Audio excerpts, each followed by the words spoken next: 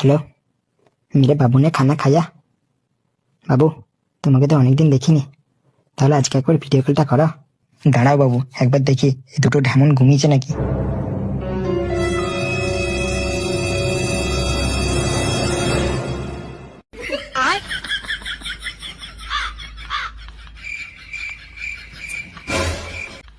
বাবু, এরপর ভিডিও কলটা করো, এরা মনে হচ্ছে ঘুমিয়ে গেছে।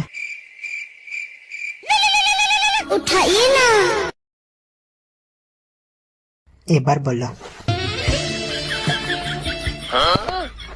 ঘুমো শালা,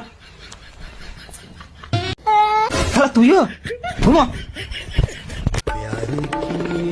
তুমি বলো। লাইটটা একটু বাড়া ভাই, আমরাও একটু দেখি।